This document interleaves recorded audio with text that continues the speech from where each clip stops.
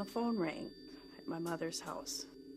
So I answered the phone, and a girlfriend of mine told me. She said, "Did you hear the news?" And I said, "What news?" There was a knock on our door, and it was our pastor, Chuck Berger from Onaway. We belonged to Holy Cross Lutheran Church there. And he came in with this funny look on his face, I remember. And my mom kind of went over, and he said, "Pat, did you hear about the Bradley?" And everything in the room stopped.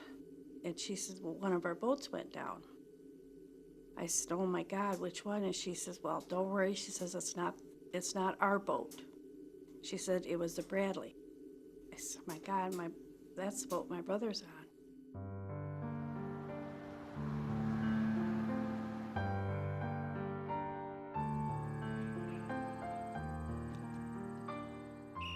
Rogers City is such a small community that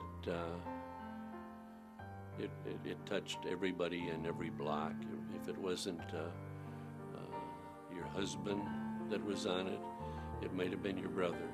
If it wasn't your brother, it was maybe your uncle. Could have been your brother-in-law. It could have been a cousin. If it wasn't a blood relative, it was probably the guy that lived next door. 23 women became widows in that instant, and 53 children lost their fathers. Well, the magnitude of the loss was plain to see, and almost everyone in town, you would see children crying and women crying, hugging each other, and it was on television. The funerals a lot of them were televised outside of the churches and that, as the hearses pulled up and pulled away. And the entire town was just in shock. No matter where you'd go, no matter who you'd talk to or who you'd see. You'll never forget where you were on November 18th, 1958.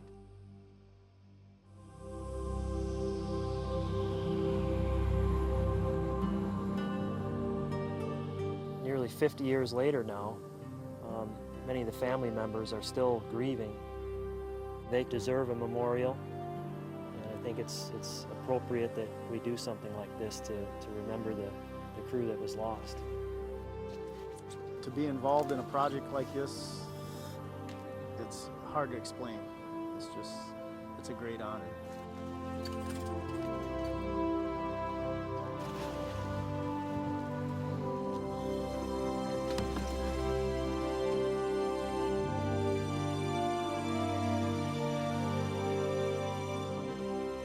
Bradley's 380 feet below Lake Michigan.